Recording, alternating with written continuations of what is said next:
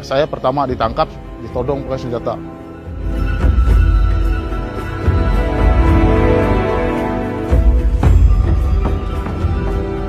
Malam ini ditahan di sana, setelah besok keluar tuh kan langsung digunduli mereka.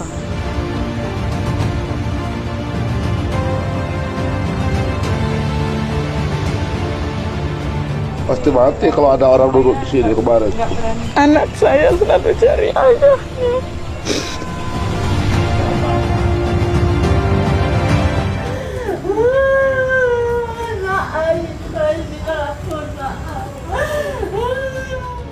Tujuan perusahaan investor yang datang ini kan menjajah secara tidak langsung.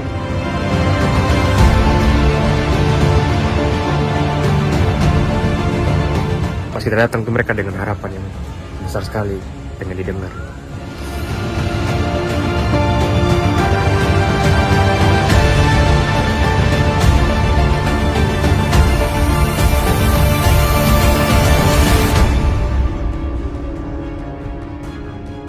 Penegakan hukum tajam di bawah, tumpul di atas.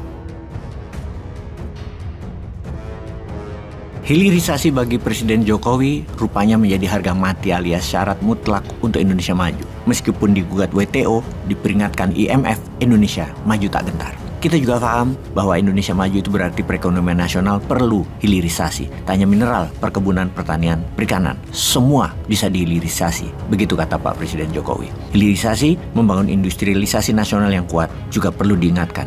Rakyat negeri jangan gigit jari. Kita bicara sawit sekarang. Sawit sebagai salah satu sumber pangan dunia dan Indonesia adalah negara penghasil sawit tertinggi dengan total luas lahan sawit di tahun 2022 mencapai 15,38 juta hektar. Dengan rincian perkebunan rakyat 6,37 juta hektar, perkebunan badan negara 0,59 juta hektar, dan perkebunan badan swasta 8,4 juta hektar dengan jumlah yang dihasilkan di tahun 2022 48,23 juta ton. Rinciannya adalah perkebunan rakyat 16,27 juta ton, perkebunan badan negara 2,45 ton, perkebunan swasta 29,50 juta ton. Dengan begitu sawit layak dikonsentrasikan untuk industri hilirisasi nasional. Faktor kunci industrialisasi sawit adalah tanah. Jika Indonesia ingin menjadikan sawit sebagai basis industri nasional, itu sudah tepat. Mengingat luasan lahan sawit yang terus meluas dan membuat ketergantungan negara cukup tinggi ketimbang sektor yang lain yang diambil dari dalam bumi. Jadi sawit memang harus diprioritaskan.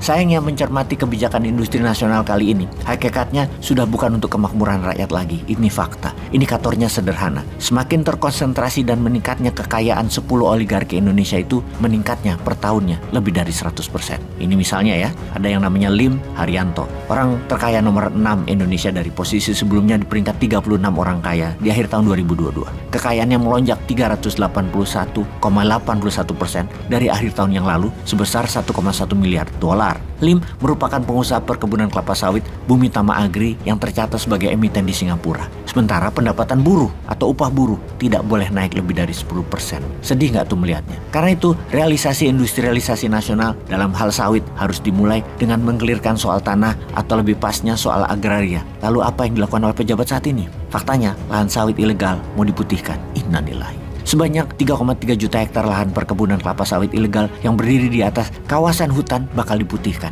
Yang terbanyak adalah milik swasta, bukan milik rakyat. Maksudnya, lahan sawit ilegal ini akan dibuat legal dan taat hukum. Hal ini diungkapkan oleh Pak Menko Luhut, yang menurutnya lahan sawit yang berdiri di atas lahan hutan itu sudah terlanjur berjalan dan tidak bisa dicopot lagi. Dalam ketentuan Badan Pengawasan Keuangan dan Pembangunan (BPKP), Pak Luhut memaparkan Indonesia ada 16,8 juta hektar lahan perkebunan sawit, sebanyak 3,3 juta hektar diantaranya merupakan lahan ilegal yang berdiri di atas kawasan hutan. Ya kita putihkan, mau kita parkan lagi, masa mau kita copotin? Logikamu saja, ya kita putihkan terpaksa. Itu kata Pak Luhut. Luhut bilang pemutihan itu dilakukan agar perkebunan kelapa sawit yang ilegal itu menjadi taat hukum dan bisa bayar pajak. Dengan informasi ini kita jadi bingung, kok begitu ya melihatnya? Kita kok jadi mengadopsi ekonomi kapitalis liberal ya? Hal yang ilegal bisa menjadi legal untuk kepentingan pengusaha besar. Kok gitu ya? Bukannya nawacita Pak Jokowi adalah membagi rata kekayaan alam dan tanah kepada rakyat. Kok sekarang malah memberikan tanah negara kepada segelintir pengusaha? Sedih aku. Pengen deh punya pemimpin yang berani melindungi hutan, mengatur tambang dan perkebunan sawit. Sebab tanah air bukan untuk memperkaya oligarki orang super kaya, tapi untuk memajukan kesejahteraan umum, untuk memakmurkan kehidupan rakyat. Peace.